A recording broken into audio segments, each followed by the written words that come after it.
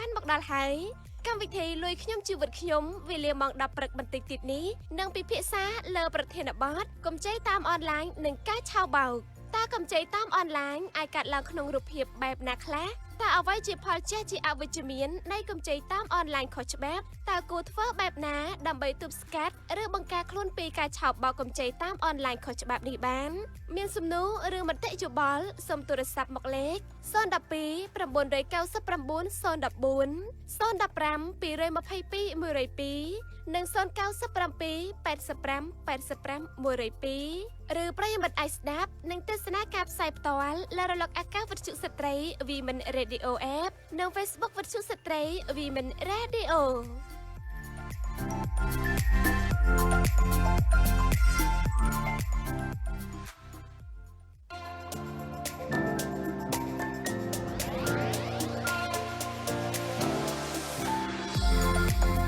ជំរាបសួរប្រិយមិត្តអ្នកស្ដាប់ជាទីមេត្រីអ្វីដែលប្រិយមិត្តទងរងចាំបានមកដល់ហើយ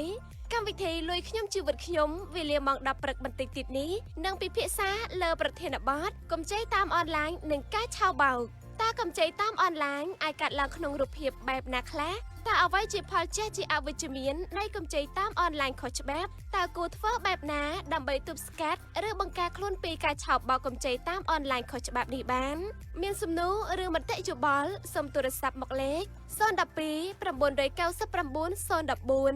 015 222 102និង097 85 85 102ឬប្រិយមិត្តអាចស្ដាប់និងទស្សនាការផ្សាយផ្ទាល់លើរលកអាកាសវិទ្យុស្ត្រី Women Radio App និង Facebook វិទ្យុស្ត្រី Women Radio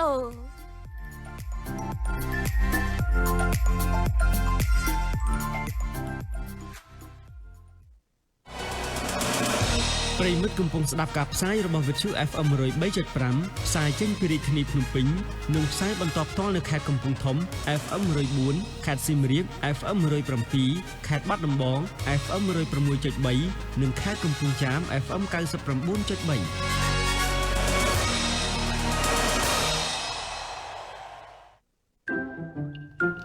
ខ្ញុំចង់សំលុយខ្ញុំចង់វិនិយោគខ្ញុំចង់ដឹងពីកម្ចីខ្ញុំចង់ចេះគ្រប់គ្រងថវិកាខ្ញុំចង់មានចំណេះដឹងហិរញ្ញវត្ថុកម្មវិធីលុយខ្ញុំជីវិតខ្ញុំយល់ដឹងពីគន្លឹះបែងចែកហិរញ្ញវត្ថុបានសមស្របជីវិតកាន់តែប្រសើរផលិតដោយវិទ្យុស្ត្រីនៃអង្គការមណ្ឌលព័ត៌មានស្ត្រីកម្ពុជាគាំទ្រដោយសមាគមធនាគារនៅកម្ពុជា ABC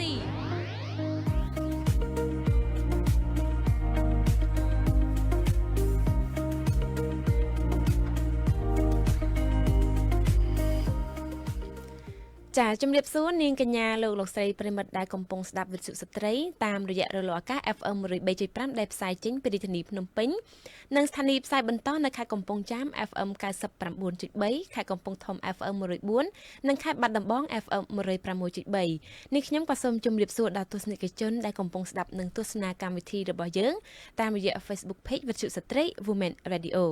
ចាថ្ងៃនេះថ្ងៃប្រហ័ស9កើតខែពិសាខឆ្នាំរោងឆស័កពុទ្ធសករាជ2557ចាសំទោស67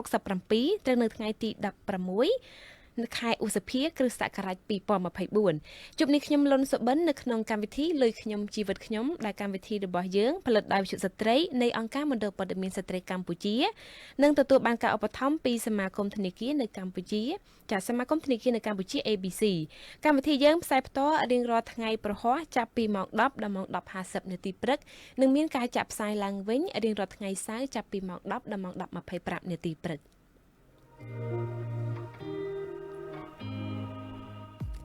ចាប្រិមិត្តជាទីរាប់អានយោងតាមសេចក្តីប្រកាសព័ត៌មានរបស់ធនាគារជាតិនៃកម្ពុជាកាលពីឆ្នាំ2023ស្តីពីការឆោបបោកប្រាក់តាមបណ្ដាញសង្គមនិងប្រព័ន្ធទូរស័ព្ទដោយបានរកឃើញថាមួយរយៈពេលថ្មីៗនេះមានជនខិលខូចមួយចំនួនចាបានព្យាយាមឆោបបោកប្រាក់តាមគ្រប់រូបភាពផ្សេងៗគ្នានៅតាមបណ្ដាញសង្គមដូចជាតាម Telegram ចា Facebook និង TikTok ក៏ដូចជាតាមប្រព័ន្ធទូរស័ព្ទផងដែរខណៈដែលវិស័យបច្ចេកវិទ្យានៅកម្ពុជាកំពុងមានការ ចម្រើនគួរឲ្យគាត់សម្គាល់ចាករណីដែលបានកាត់ឡើងបានបង្កជាផលវិបាកជាច្រើនទៅដល់ចាបុគ្គលក៏ដូចជាគ្រួសារសាច់ញាតិនិងសង្គមផងដែរដែលរងគ្រោះដោយសារការឆបោកតាមប្រព័ន្ធអនឡាញអាស្រ័យហេតុនេះបានជាកម្មវិធីលុយខ្ញុំជីវិតខ្ញុំថ្ងៃនេះនឹងជជែកទៅលើប្រធានបទកម្ចីអនឡាញនិងការឆបោកមកពិភាក្សាតើកម្ចីអនឡាញខុសច្បាប់នាំឲ្យមានហានិភ័យអ្វីខ្លះតើធ្វើដូចម្ដេចចាទៅមិនធ្លាក់ខ្លួននៅក្នុងការឆបោកតាមប្រព័ន្ធអនឡាញតើកម្ចីអនឡាញតើយើងគួរតែដឹងវិធីសាស្ត្រអ្វីខ្លះក្នុងការរំដោះខ្លួននៅពេលជួបករណីឆបោកតាមប្រព័ន្ធអនឡាញអញ្ចឹងនៅពេលនេះយើងក៏មានការអញ្ជើញចូលរួមពីវាគ្មិនកិត្តិយសផងដែរកុំឲ្យខាប់ពេលវេលាយូរជួបវាគ្មិនកិត្តិយសយើងទាំងអស់គ្នាជំរាបសួរបាទជំរាបសួរចាអរគុណច្រើនសម្រាប់ពេលនេះដែលលោកបានអញ្ជើញចូលរួមនៅក្នុងកម្មវិធីរបស់យើងឆ្នាំមិញអាចជួយណែនាំខ្លួនឲ្យប្រិមិត្តបានស្គាល់ចាស់សូមអញ្ជើញបាទជំរាបសួរខ្ញុំបាទឈ្មោះឈុនសកលចាសូមចិត្តមីក្រូតិចណាចាជានាយកដ្ឋានផ្សព្វផ្សាយនិងទំនាក់ទំនងសាធារណៈនៃធនាគារ HH Bank ចាអរគុណច្រើនមករយៈនេះតើការងារមមាញឹកយ៉ាងណាដែរជាពិសេសទៅនឹងសុខភាពអាកាសធាតុសប្តាហ៍ថ្ងៃនេះដែរចាបើនិយាយទៅគឺការងារពាក់ព័ន្ធទៅនឹងវិស័យធនាគារយើងអាចនិយាយបានថាមមាញឹកខ្លាំង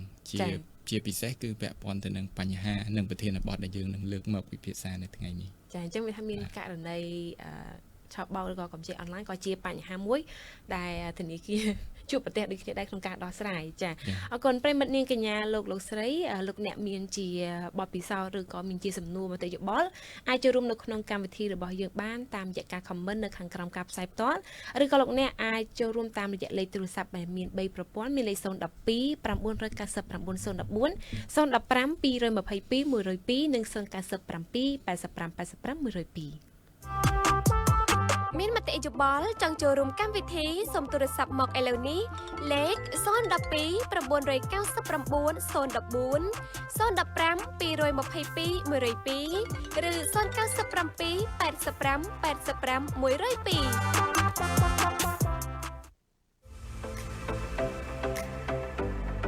កំចៃវៃឆ្លាតស្វះស្វែងសង្វាតសួរសពលក្ខខណ្ឌស៊ើបសួរពី3កុំខ្ចីស្មានសំឡឹងឲ្យបានការប្រាក់ឲ្យទាប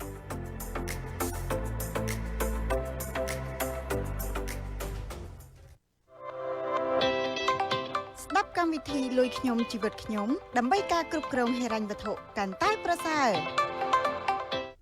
ចាស្វាគមន៍នាងកញ្ញាលោកស្រីសាជាថ្មីមកក្នុងកម្មវិធីលុយខ្ញុំជីវិតខ្ញុំដែលថ្ងៃនេះយើងនឹងជជែកទៅលើប្រធានបទកម្ចីតាមអនឡាញនិងការឆបោកហើយថ្ងៃនេះវាគ្មិនរបស់យើងគឺលោកឈុនសកលនាយកដ្ឋានផ្សព្វផ្សាយនិងទំនាក់ទំនងសាធារណៈធនាគារ HH Bank ចាអ្វីមិញយើងបានជាការចាប់ផ្ដើមដំបូងថាមានការមមាញឹកលោកមានការមមាញឹកទាក់ទងនឹងករណីផ្សេងៗនៅក្នុងធនាគារហើយមួយទៀតយើងឃើញថាបច្ចុប្បន្នក៏មានករណីកម្ចីអនឡាញច្រើនហើយក៏មានការបោកប្រាស់ហ្នឹងក៏មានការកើនចំនួនដូចគ្នាដែរយ៉ាងណាមិញនេះខ្ញុំក៏ចង់ដឹងថាតើកម្ចីអនឡាញហ្នឹងគឺជាអ្វីទៅហើយកម្ចីអនឡាញហ្នឹងមានរូបភាពដូចម្តេចដែរចាសូមចេញអូខេมันបើយើងប្រើពាក្យថាអនឡាញគឺអ្វីគឺយើងអត់បានទៅដល់ទីកន្លែងឬក៏ទីស្នាក់ការរបស់ខាងធនាគារទេពាក្យថាកម្ចីអនឡាញគឺការដែលយើងអាចខ្ចីបានតាមរយៈ mobile app ឬក៏ website ឬក៏មានការអាចនឹងឈានទៅដល់ការអនុម័តប្រាក់កម្ចីហ្នឹងគឺភ្លាមតែម្ដងសំខាន់បំផុតឲ្យតែយើងអាចភ្ជាប់អ៊ីនធឺណិតនិយាយមួយម៉ាត់ឲ្យខ្លីគឺយើងអាចខ្ចីបានពីចម្ងាយចា៎ហ្នឹងគឺយើងអាចនិយាយបានថាជាកម្ចីអនឡាញតែធម្មតាដូចប្រធានបទរបស់យើងលើកឡើងមកអញ្ចឹងគឺពាក្យថាកម្ចីអនឡាញមិនប្រកាសថាតើយើងអាចបែងចែកដាច់ពីគ្នាអត់ថាមួយជាកម្ចីអនឡាញស្របច្បាប់និងខុសច្បាប់ចា៎តើមួយណាយើងអាចសង្កត់ថាស្របច្បាប់មួយណាចាប់ទុកថាជាកម្ចីខុសច្បាប់ដែរចា៎អូខេជាទូទៅប្រជាពលរដ្ឋរបស់យើងឬក៏សាធារណជនគាត់ខ្លួនគាត់ក៏គាត់ពិបាកញែកឲ្យដាច់ចេះព្រោះអីសម័យនេះគឺជាសម័យ digital ហើយពួកគាត់ទាមទារឲ្យមានការសិក្សាស្រាវជ្រាវឲ្យបានច្បាស់ក្នុងការមុននឹងយើងចុចទៅលើប្រព័ន្ធ digital មុនចុច link ឬក៏ចូលទៅកាន់ platform កម្មវិធីផ្សេងដែលគាត់ទទួលបានព័ត៌មានប្រភពព័ត៌មានដែលគាត់ទទួលបានថាគេនឹងឲ្យកម្ចីរបស់គាត់ហ្នឹងគឺគាត់ ទទួលបានពីនរណាបានពីនរណាពីស្ថាប័នណាតើអ្វីដែលគាត់ទទួលនឹងធ្វើការដាក់ស្នើនឹងត្រឹមត្រូវអត់ហើយស្ថាប័នមួយនឹងគឺជាស្ថាប័នដែលមានអាជ្ញាប័ណ្ណអីត្រឹមត្រូវមានទីតាំងមានទីស្នាក់ការអីត្រឹមត្រូវដែរអត់អញ្ចឹងគឺទាមទារឲ្យគាត់ធ្វើការសិក្សាស្រាវជ្រាវឲ្យបានច្រើនដើម្បីវែកញែកតើប្រភពដែលយើងនឹងត្រូវខ្ចីអ្នកដែលផ្ដល់កម្ចីរបស់គាត់ហ្នឹងគឺមានការគ្រប់គ្រងដោយធនាគារជាតិដែលអត់ហ្នឹងគឺអាចនឹងជួយគាត់ឲ្យធ្វើការបែងចែកមួយណាស្របច្បាប់មួយណាខុសច្បាប់ចាអញ្ចឹងក្នុងករណីនេះមានន័យថាឲ្យតែកម្ចីអនឡាញដែលគាត់ខ្ចីនឹងគឺគាត់ស្គាល់ស្ថាប័នធនាគារណាអ្នកណាជាអ្នកផ្ដល់កម្ចីមកគាត់ហើយមានទទួលស្គាល់អំពីសមាគមធនាគារជាតិអត់អានេះចាប់ទុកថាជាកម្ចីមួយដែលស្របច្បាប់ដោយសារតែប៉ុន្តែគាត់អាចខ្ចីតាមណាបានដូចថាអនឡាញតែដល់ពេលធនាគារយើងស្គាល់ទីតាំងរដងតែទៅទីតាំងដល់ពេលអនឡាញតាមធនាគារគេឲ្យខ្ចីមិនវិញដូចជាដែលជាក់ស្ដែងប្រជាពលរដ្ឋរបស់យើងរាល់ថ្ងៃគឺយើងស្គាល់ហើយដែលយើងប្រើពាក្យថា mobile app ដែលជាធនាគារដែលគាត់គេហៅថាធនាគារអនឡាញឬក៏ធនាគារចល័តធនាគារមួយចំនួនដែលយើងធ្វើការផ្សព្វផ្សាយគឺគាត់អាចធ្វើការចាយលុយដែលជាទូទៅកញ្ញា scan ហ្នឹងហើយប្រជាពលរដ្ឋយើងចូលចិត្ត scan ហ្នឹងអាហ្នឹងគេហៅថា mobile app អញ្ចឹងពេលដែលគាត់ឈានទៅដល់ជាអតិជនដែលមានប្រវត្តិល្អជាមួយស្ថាប័នហ្នឹងគឺស្ថាប័នហ្នឹងនឹងអាចផ្ដល់ជាកម្ចីបានជាកម្ចីតូចជាកម្ចីទំហំតូចធម្មតាការស្នើកម្ចីបើយើងស្ថិតនៅក្រោមច្បាប់គឺធនាគារធ្វើការសិក្សាច្រើនសិក្សាទៅលើលទ្ធភាពផ្សងរបស់ពួកគាត់ត្រឡប់មកវិញអញ្ចឹងបើសិនជាកម្ចីទូចអាហ្នឹងគឺធនាគារនឹងធ្វើការសិក្សាទៅតាមប្រតិបត្តិការរបស់គាត់ទៅលើចំណាយចំណូលរបស់គាត់នៅលើទូរស័ព្ទដៃរបស់គាត់តាមរយៈ mobile app ហ្នឹងអញ្ចឹងគឺធនាគារអាចនឹងផ្ដល់កម្ចីខ្នាតទូចណាមួយដល់ពួកគាត់អញ្ចឹងអាហ្នឹងគឺស្របច្បាប់ធម្មតាទេគឺខ្នាតទូចអញ្ចឹងអត់មានអីខុសទេហ្នឹងគឺរហ័សគឺសម្រាប់យើងជាទូទៅរយៈពេលក៏មិនវែងដែររយៈពេលខ្លីទេបាទអញ្ចឹងខាង app ធនាគារហ្នឹងដល់ពេលយើងចង់ខ្ចីគឺគាត់ឲ្យខ្ចីនៅក្នុង app ហ្នឹងតែម្ដងហើយកាត់សងនៅក្នុង app ផ្ទាល់ចា៎បាទជាទូទៅនៅក្នុង mobile app ហ្នឹងគឺវាមានមុខងារជាច្រើនមិនមែនត្រឹមតែចាយលុយ scan ចាយឬក៏ដាក់ប្រាក់អីទេវាមានមុខងារលើសពីហ្នឹងចាអរគុណ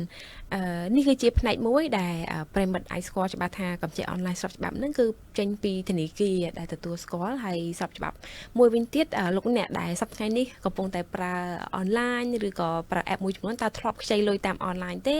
ហើយពេលខ្ចីមានបទពិសោធន៍យ៉ាងណាកុំភ្លេចចូលរួម comment នៅខាងក្រោមការផ្សាយផ្ទាល់របស់យើងឬក៏ហៅទូរស័ព្ទចូលរួមក៏បានប៉ុន្តែដល់ឡៃនេះខ្ញុំចង់ដឹងបន្ថែមឲ្យលោកជួយបញ្ជាក់បន្ថែមបន្តិចទាក់ទងទៅនឹងកម្ចីខុសច្បាប់តាមអនឡាញខុសច្បាប់តើស្ថិតនៅក្នុងរូបភាពបែបណាដែលប្រជាពលរដ្ឋអាចងាយចាប់ថាអានេះគឺខុសច្បាប់មិនស្របច្បាប់នោះទេចា៎បាទជាទូទៅកម្ចីដែលខុសច្បាប់អាចនិយាយបានថាការដែលផ្សព្វផ្សាយគឺมันបានផ្សព្វផ្សាយចេញពីchannel ផ្លូវការឬក៏ app របស់ធនាគារដែលជាធនាគារស្ថិតក្រោមនៃការគ្រប់គ្រងដ៏តឹងតែងពីធនាគារជាតិគឺជាឧទាហរណ៍ដូចជាយើងនិយាយឲ្យចំឧទាហរណ៍បណ្ដាញសង្គម Facebook ព្រោះឯធម្មតាកម្ចីអនឡាញឲ្យតែអនឡាញយើងអនឡាញនៅលើអីចា៎អញ្ចឹងគឺជនខិលខូចដែលគាត់ឆ្លៀតឱកាសគាត់នឹងព្យាយាមតាក់ទងទៅតាមហ្នឹងបច្ចុប្បន្នយើងពេញនិយម Telegram អញ្ចឹងពួកគាត់អាចនឹងប្រើប្រាស់ Telegram ដើម្បីសំខាន់ឲ្យទៅពួកគាត់បានលេខទូរស័ព្ទរបស់យើងគាត់អាចនឹងបញ្ឆោតយើងដំបូងគឺតាមរយៈ Facebook Facebook គាត់អាចនឹងធ្វើការបង្កើតថ្មីគាត់អាចនឹងដាក់ឈ្មោះស្រដៀងនឹងធនាគារដែលជាធនាគារផ្លូវការដែលធនាគារត្រឹមត្រូវធនាគារស្របច្បាប់គាត់អាចដាក់ឈ្មោះដូចនឹងធនាគារណាមួយហើយបើសិនជាយើងអត់បានចាប់អារម្មណ៍ទេយើងគិតថាធនាគារហ្នឹងហើយចា៎បន្ទាប់មកយើងចូលទៅលេខទូរស័ព្ទយើងតាក់ទងទៅគេឃើញមានការផ្សព្វផ្សាយលក្ខណៈជាថ្នាក់មានន័យថាទោះជាខូច CBC ក៏អាចខ្ចីបានអាចខ្ចីភ្លាមបានភ្លាមអាច ទទួលបានរហ័សតន់ចិត្តនិយាយរួមគឺផ្ដល់លក្ខណៈជាថ្នាក់ដើម្បីឲ្យយើងនឹងតាក់ទងទៅគេពេលដែលយើងតាក់ទងទៅហើយគេឲ្យយើងនឹងតាក់ទងតាម Telegram វិញម្ដងអញ្ចឹងដល់ពេលដែលតាក់ទងតាម Telegram នេះហើយគឺជាគេហៅថាយើងបានបង្ហាញថាយើងគឺជាមនុស្សម្នាក់ដែលចាប់អារម្មណ៍ចូលទៅក្នុងកម្ចីហ្នឹងហើយគេដឹងទៀតពួកអីអ្នកដែលគាត់ធ្វើជាជនខ្លាញ់បន្លំឬក៏ជនខិលខូចហ្នឹងមិនមែនមានជំនាញធម្មតាទេគឺពួកគាត់អាចនឹងមានជំនាញលើសពីការស្មានរបស់យើងមិនមែនជាមនុស្សសាមញ្ញដែលពួកអីគាត់មានគំនិតមកបោកយើងអញ្ចឹងគឺគាត់បានសិក្សាអស់ហើយថាពេលដែលយើងតាក់ទងទៅគាត់ដឹងថាយើងប្រកាសជាត្រូវការលុយហ្នឹងហើយអញ្ចឹងពេលដែលគាត់ដឹងថាយើងត្រូវការលុយគឺជាពេលហ្នឹងហើយដែលគាត់ត្រូវលបួងយើងធ្វើម៉េចដើម្បីឲ្យយើងអាចនឹងឈានទៅដល់ឲ្យយើងហ្នឹងបង់ប្រាក់ថ្លៃសេវាកម្មនេះនោះមុនដែលយើងមិនបានចាប់អារម្មណ៍អញ្ចឹងគឺពេលហ្នឹងពេលដែលយើងចាញ់បោកពួកគាត់ហើយពួកគាត់នឹងយើងមិនអាចតាក់ទងគាត់បានទៀតទេគាត់ទៅបាត់បាទគាត់ប្លុកយើងគាត់ទៅណាទៅណីបាត់ហើយអាច Telegram ហ្នឹងគាត់មិនដាក់រូបគាត់ទៀតព្រោះអីគាត់មានកំណត់បោកយើងអញ្ចឹងគាត់ដាក់រូបដែលដែលអាចនឹងគាត់ទៅយកពីណាពីណីពីអ្នកដែលធ្វើការនៅក្នុងធនាគារហ្នឹងជាក់ស្ដែងរូបខ្ញុំក៏ត្រូវបានគេប្រើដែរ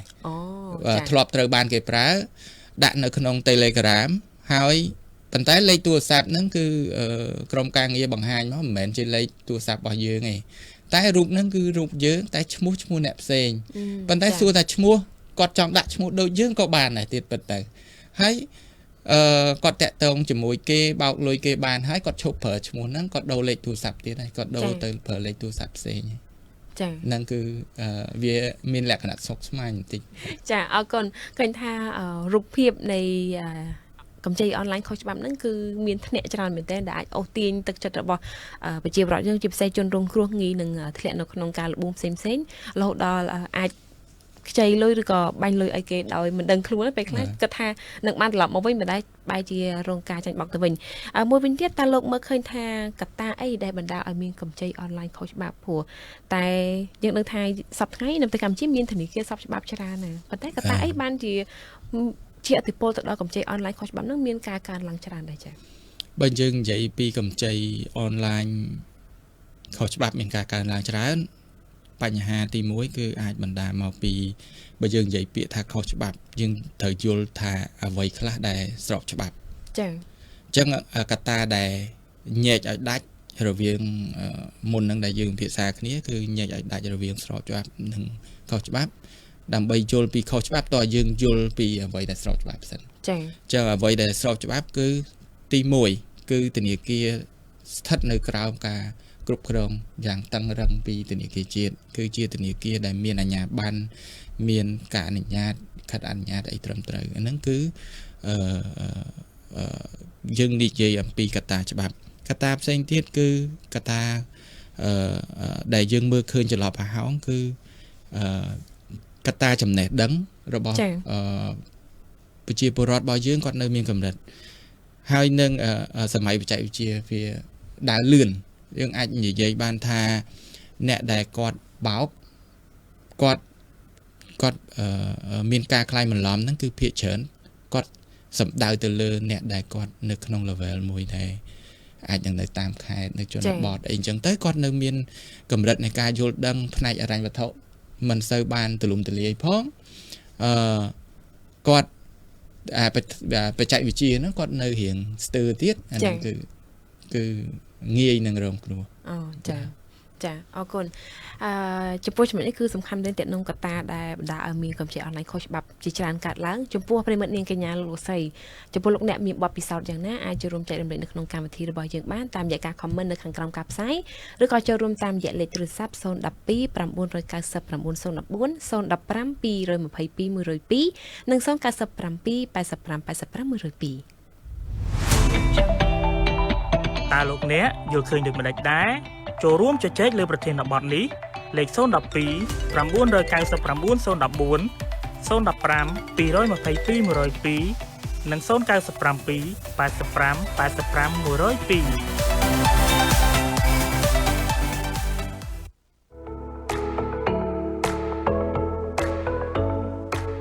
រះសួរនាំរឿងលុយរឿងកាក់ចាត់ចែងទុកដាក់តាមមុខតាមការបើមានចម្ងល់ឆាប់សួរប្រឹក្សា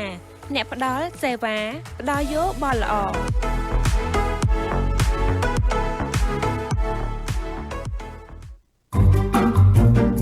លុយខ្ញុំជីវិតខ្ញុំផ្ដល់ការជជែកលើពីលុយ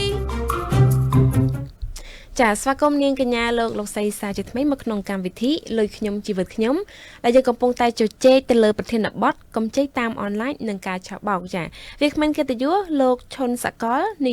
យកដ្ឋានផ្សព្វផ្សាយនិងទំនាក់ទំនងសាធារណៈធនាគារ HH Bank ចាវគ្គទី1បានជជែកច្រើនតកតងទៅនឹងអ្វីទៅគឺជាកម្ចីអនឡាញសពច្បាប់ហើយខុសច្បាប់ហើយមានរូបភាពបែបណាដែលជាទូទៅជនខុសខូចគាត់ប្រើប្រាស់ក្នុងការតាក់ទាញទៅដល់ជនរងគ្រោះចាមកដល់ចំណុចនេះគឺតាក់ទងទៅនឹងបច្ចុប្បន្នតើមនុស្សក្រុមប្រភេទណាមិញលោកបានលើកឡើងថាអ្នកអាចនៅខេត្តឬក៏អីចឹងទៅតើមានក្រុមមនុស្សប្រភេទណាទៀតដែលងាយធ្លាក់នៅក្នុងការចាញ់បោកទៅក្នុងកម្ចីអនឡាញនេះដែរចាចំពោះក្រុមមនុស្សដែលងាយនឹងធ្លាក់ចូលខ្ញុំសូមបែងចែកចេញទៅ3ធំចាក្រុមទី1គឺគាត់មានប្រវត្តិអនុទានអត់ល្អធម្មតាពេលដែលគាត់ទៅមិនមែនគាត់មិនធ្លាប់ខ្ចីនៅគ្រឹះស្ថានដែលលក្ខណៈដូចជាយើងអញនិយាយថាប្រពៃណីគាត់ទៅដល់សាខាធនាគារហើយគាត់ធ្លាប់តាក់ទងទៅធនាគារធម្មតាគាត់ខ្ចីអស់ឆ្អែតតែគាត់ខ្ចីអត់បានចាឬក៏គាត់ធ្លាប់ខូចមានប្រវត្តិខូចមានន័យថាអាចនិយាយបានថាគាត់ខូច CBC ចឹងគាត់ខ្ចីលែងបានគាត់អស់សង្ឃឹមគាត់អីចឹងទៅដល់ពេលឃើញមានការផ្សព្វផ្សាយពីជនខិលខូចពួកខ្លែងម្លំពួកបោកប្រាស់ហ្នឹងគាត់ថាដូចទំនងដែរតើហ្នឹងហើយទំនងឃើញគេផ្សព្វផ្សាយថាខូច CBC គាត់ខ្ចីបានគាត់ដឹងខ្លួនគាត់ទៀតពួកក្រុមមនុស្សដែលគាត់នឹងធ្លាក់ចូលហ្នឹងគាត់ដឹងខ្លួនគាត់ថាគាត់ខ្ចីគេលែងបានចឹងគាត់សាកល្បងអនឡាញនឹងមើលហ្នឹងហើយដល់ពេលសាកល្បងទៅគឺធ្លាក់ចូលក្នុងតាក់នឹងដែលគាត់មិនបានលុយពីគេផងគាត់បែរជាអស់លុយមកតង់ទៅវិញទៀតលោកអាចជួយបញ្ជាក់ឧទាហរណ៍បានទេថាតើករណីដែលជនដែលគាត់ខូចប្រវត្តិខ្ចីលុយហ្នឹងក្នុងករណីមិនខ្ចីលុយអត់សងឬក៏មិនដែរចា៎ជាទូទៅប្រជាពលរដ្ឋរបស់យើងគាត់អាចនឹងធ្វើការស្នើកម្ចីពីស្ថាប័នធនាគាររបស់យើងហ្នឹងបានគ្រប់ធនាគារទាំងអស់ឬក៏មីក្រូហិរញ្ញវត្ថុគាត់អាចធ្វើការស្នើកម្ចីបានក្នុងហ្នឹងគឺគេសិក្សាពីលទ្ធភាពរបស់គាត់ថាតើគាត់អាចធ្វើ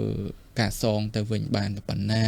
គោលបំណងរបស់គាត់ខ្ចីយកទៅធ្វើអីជាដើមអញ្ចឹងធនាគារធ្វើការដំណើរការ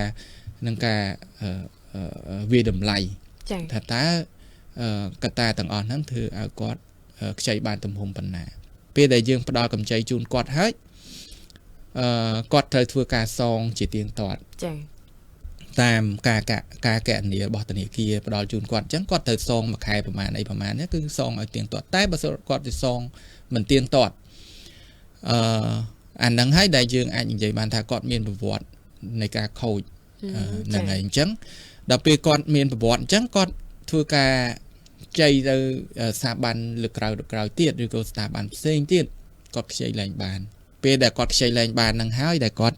ងាយនឹងធ្លាក់ចូលទៅក្នុងអន្ទាក់ដែលយើងអាចនិយាយបានថានេះគឺជាក្រុមមនុស្សទី1ហើយក្រុមមនុស្សទី2យើងអាចនិយាយបានថាគឺជាក្រុមដែលគាត់មានចំណូលទាបឬក៏អ្នកដែលត្រូវការលុយបន្ទាន់ចា៎ក៏អត់ដែលខ្ចីពីគ្រឹះស្ថានធនាគារឬក៏ហិរញ្ញវត្ថុអីទេតែគាត់ភ្លាមហ្នឹងគាត់ត្រូវការលុយចាំបាច់យើងអត់ដឹងថាគាត់ព្រោះតែភាពចាំបាច់របស់មនុស្សគឺមានច្រើនត្រូវហ៎អញ្ចឹងគឺពួកគាត់នឹងមើលរំលងលក្ខខណ្ឌមួយចំនួនគាត់អត់បានគិតថាអាកម្ចីខុសច្បាប់ឬក៏អ្នកដែលគេខ្លាញ់បន្លំមកហ្នឹងគឺជាត្រឹមត្រូវចេញពីស្ថាប័នត្រឹមត្រូវអីអត់ទេអត់គាត់ដឹងថាឆៅទៅតែម្ដងគេទាអីឲ្យនឹងទាតញ្ញិនបានឲ្យតញ្ញិនបានទាឲ្យបងលុយនេះបងលុយនោះគាត់បងទៅតែម្ដងដល់បន្ទាប់ពីបងទៅហើយពេលដែលគាត់មានបញ្ហាហើយបានគាត់រត់រក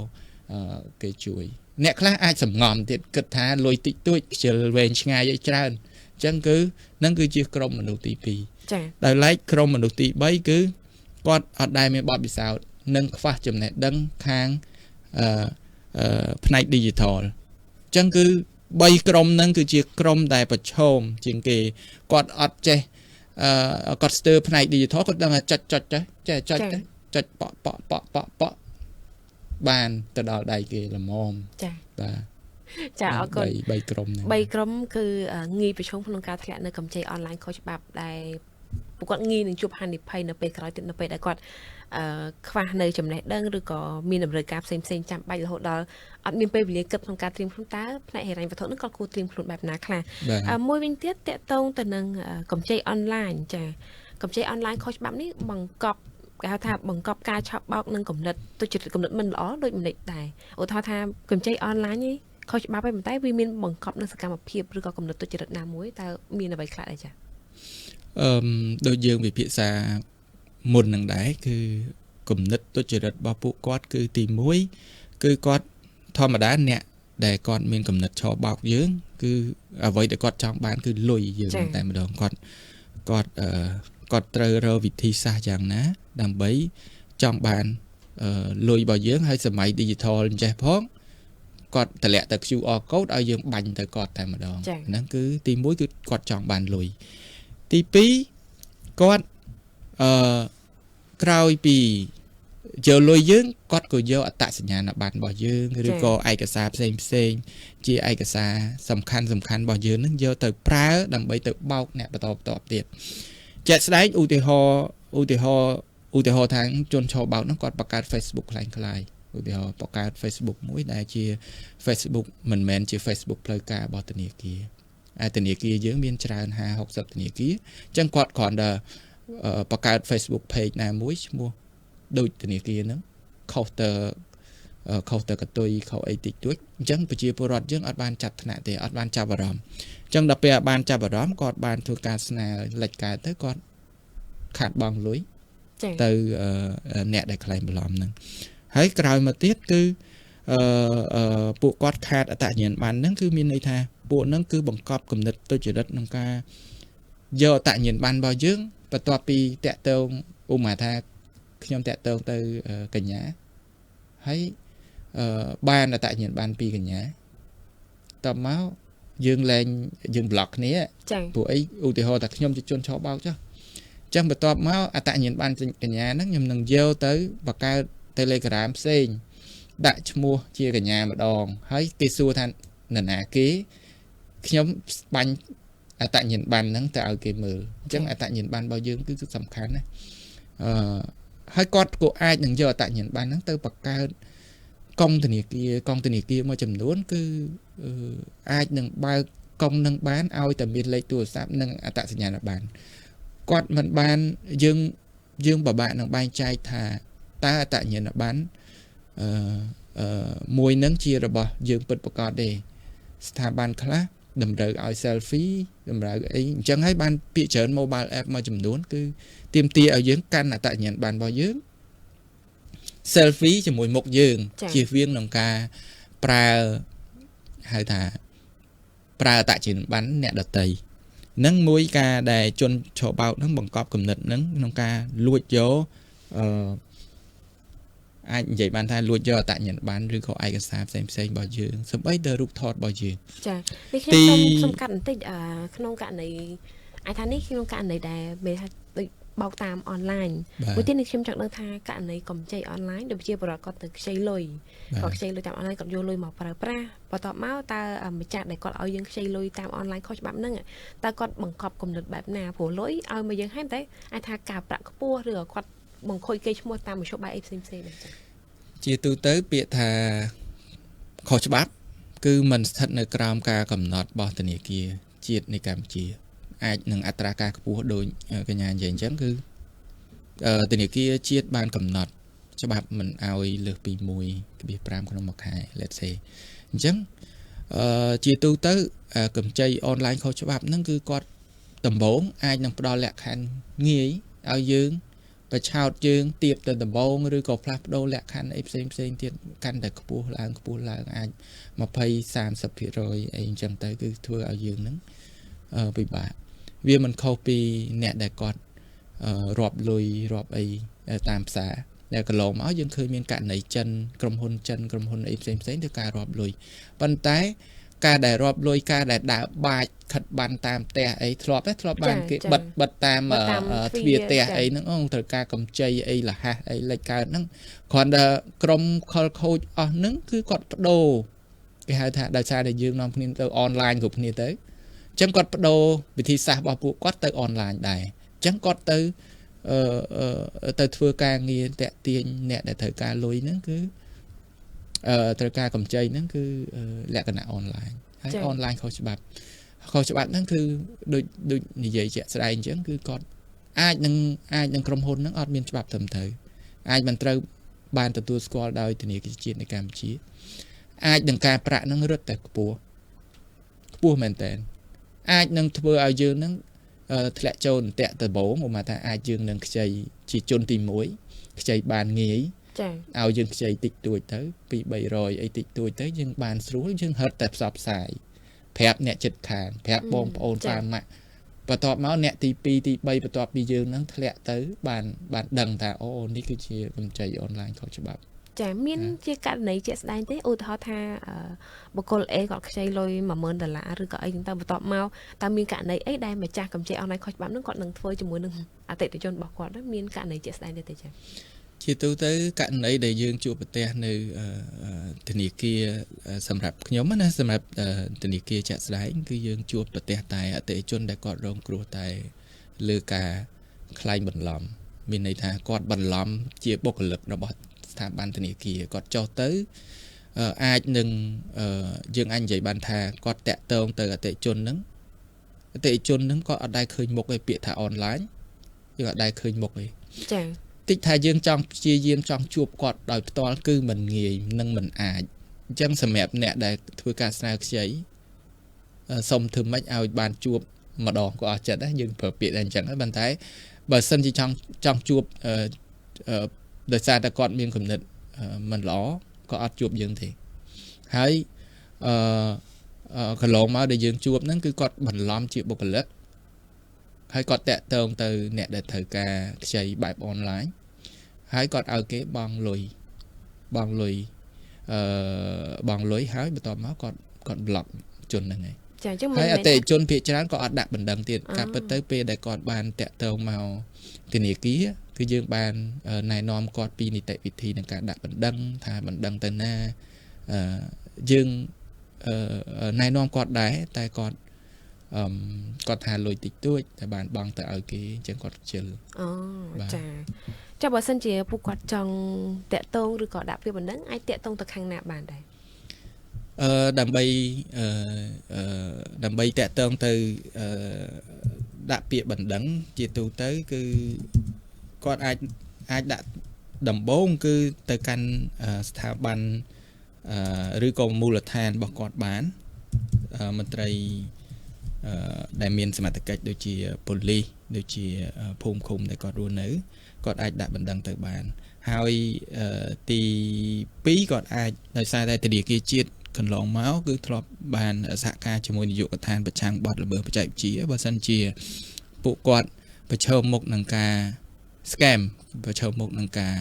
ឆោបបោកតាមរយៈប្រព័ន្ធអនឡាញគាត់អាចតាក់ទងទៅ MT Cyber Crime Department តាមរយៈ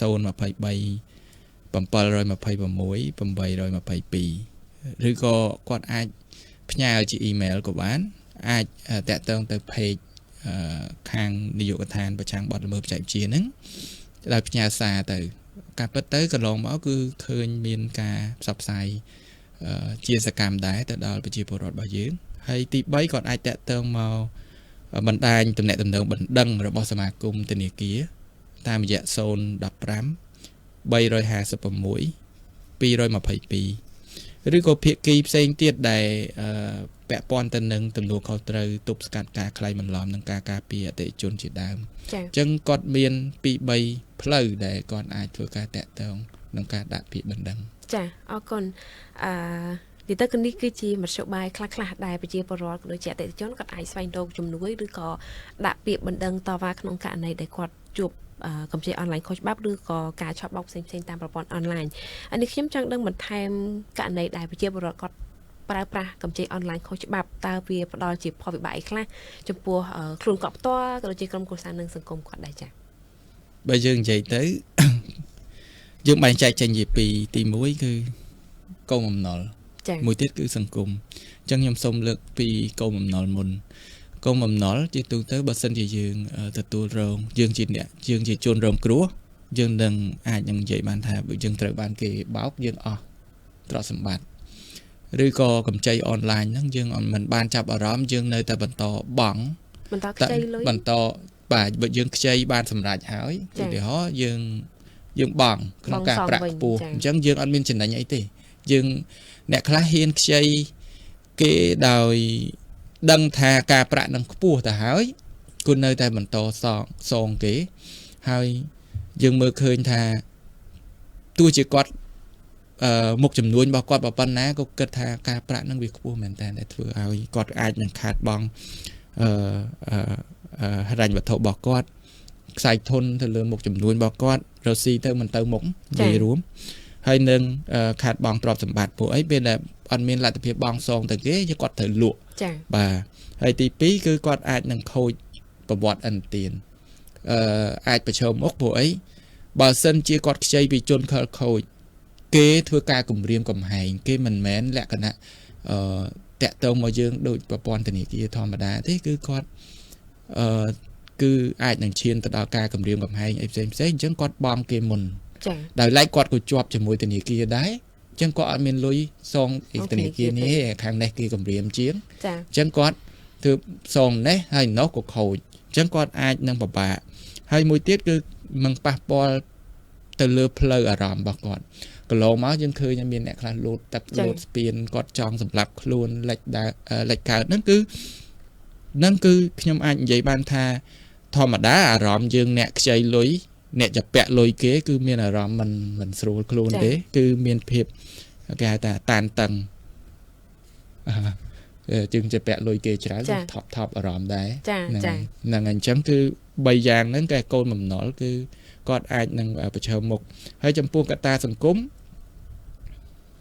យើងមើលឃើញថាសង្គមអាចនឹងសម្បូរទៅដោយការឆោបបោកហ្នឹងទី1ហើយទី2គឺបាត់បង់ភាពស្មោះត្រង់រវាងគ្នានឹងគ្នាបើឲ្យថាខ្ចីបោកខ្ចីសងបបគ្រឹះស្ថានដែលគ្រឹះស្ថានធនាគារនិងគ្រឹះស្ថានហិរញ្ញវត្ថុដែលត្រឹមត្រូវហ្នឹងគឺគាត់លែងជឿបាត់បង់ទំនុកចិត្តគាត់រងគ្រោះច្រើនពេកទៅយើងធ្វើឲ្យគាត់នឹងបាត់បង់ឈានទៅដល់ទំនុកចិត្តទៅលើប្រព័ន្ធធនាគារនៅប្រទេសកម្ពុជារបស់យើងចាអរគុណឃើញថាផលវិបាកហ្នឹងគឺមានច្រើនទាំងប្រវត្តិនៃការខ្ចីលុយទាំងខ្លួនឯងទាំងទ្រព្យសម្បត្តិជាពិសេសអាចនឹងជាតិពលទៅដល់សមាជិកក្រុមគ្រួសារនៅពេលដែលអាចថាមេគ្រួសារមានបញ្ហាហ្នឹងទៅគ្រួសារគឺមានបញ្ហាទាំងអស់គ្នាចាអរគុណចំពោះប្រិយមិត្តនាងកញ្ញាលោករស្មីលោកអ្នកនៅតែបន្តចូលរួមជាមួយយើងបានតាមរយៈការ comment នៅខាងក្រោមការផ្សាយឬក៏ហៅទូរស័ព្ទចូលរួមប៉ុន្តែនេះខ្ញុំសូមមើល comment ពីប្រិយមិត្តចាពីលោកប៊ុនលីគាត់ថាតើវិទ្យុអាចអញ្ជើញវាគ្មិនពីក្រសួងមហាផ្ទៃទេសម្រាប់ប្រធានបទនេះយើងមានប្រធានបទមួយទៀតនៅសប្តាហ៍ក្រោយទាក់ទងទៅនឹងផ្នែកច្បាប់អាចថាវគ្គនេះគឺយើងចង់ដឹងអំពីផលវិបាកក៏ដូចជាតើកម្ចីអនឡាញខុសច្បាប់នឹងមានករណីអីខ្លះអញ្ចឹងនៅសប្តាហ៍ក្រោយលោកអាចតាមដានកម្មវិធីរបស់យើងបានតាក់ទងទៅនឹងប្រធានបទដូចគ្នាដែរគាត់ថាយើងផ្ដោតសំខាន់ទៅលើផ្នែកច្បាប់វិញម្ដងចាអរគុណច្រើនចំពោះ comment និងសំណូមពរពិសេសមែនទែនលោកអ្នកអាចបន្តចូលរួមតាមរយៈលេខទូរស័ព្ទបានយើងមាន3ប្រព័ន្ធមានលេខ012 999 014 015 222 102និង097 85 85 102ស្វែងយល់ពីចំណេះដឹងហិរញ្ញវត្ថុទូរស័ព្ទចូលរួមលេខ012 999 014 015 222 102ឬ097 85 85 102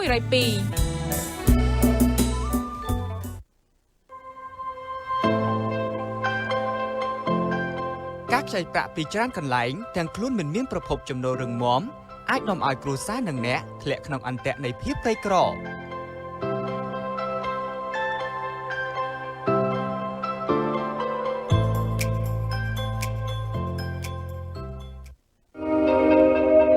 ចង់មានចំណេះដឹងផ្នែកហិរញ្ញវត្ថុមានជជែកនៅក្នុងកម្មវិធីលួយខ្ញុំជីវិតខ្ញុំ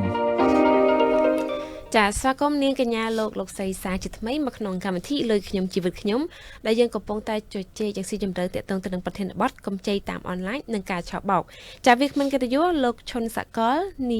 យកដ្ឋានផ្សព្វផ្សាយនិងទំនាក់ទំនងសាធារណៈធនាគារ HH Bank ចាមកដល់វគ្គនេះគឺជាវគ្គដែលសំខាន់មួយទៀតទាក់ទងទៅនឹងមធ្យោបាយគឺជាដំណោះស្រាយសម្រាប់ប្រិមិត្តដូចជាប្រជាពលរដ្ឋរបស់យើងក្នុងករណីដែលគាត់ជួបប្រទះនៅបញ្ហាកម្ចីអនឡាញខុសច្បាប់ឬក៏ការចាញ់បោកតាមប្រព័ន្ធអនឡាញតើគាត់គួរតែដោះស្រាយបញ្ហានឹងដោយវិធីណាហើយរកជំនួយបែបណា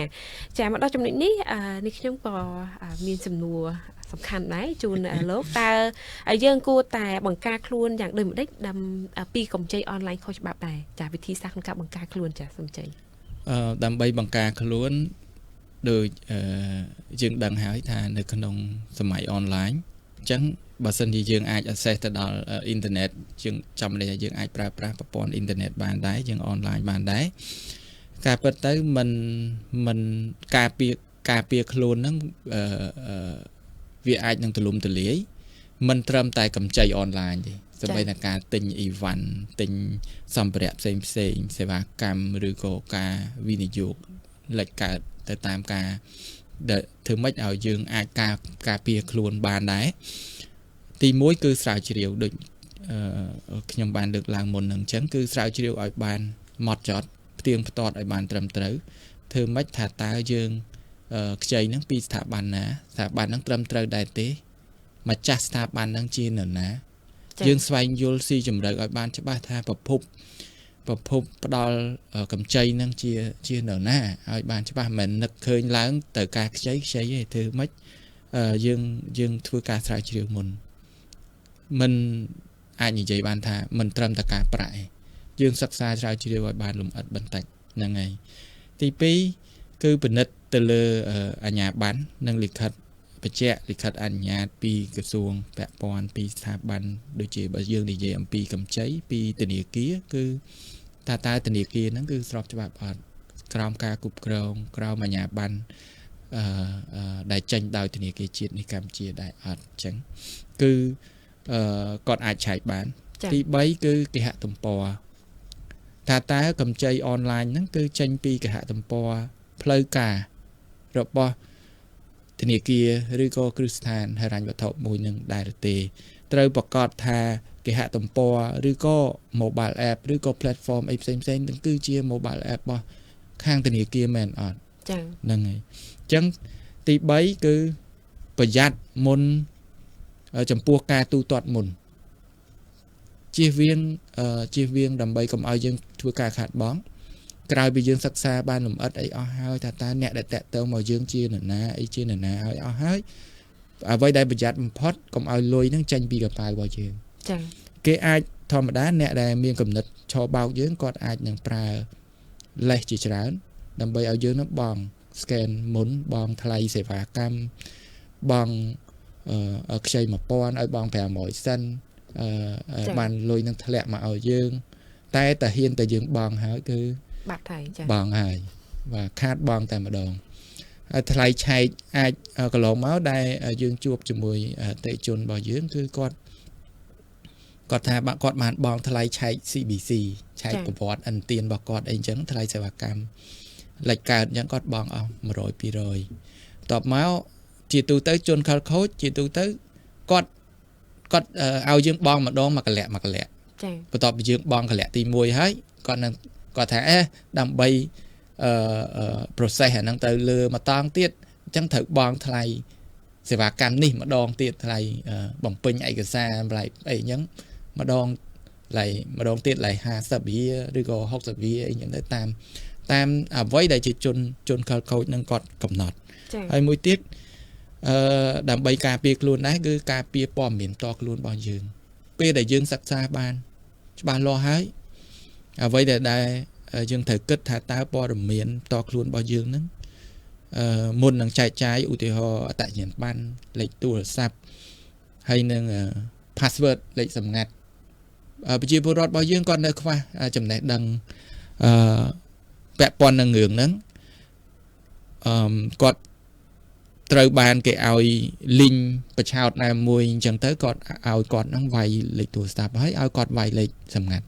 ហើយវាយលេខសម្ងាត់បើប្រជាពលរដ្ឋរបស់យើងនៅតាមបណ្ដាខេត្តឬក៏គាត់ដែលមានចំណេះដឹងទាបលេខសម្ងាត់របស់គាត់ហ្នឹងគឺអាចដាក់ដូចលេខសម្ងាត់ដែលគាត់ប្រើ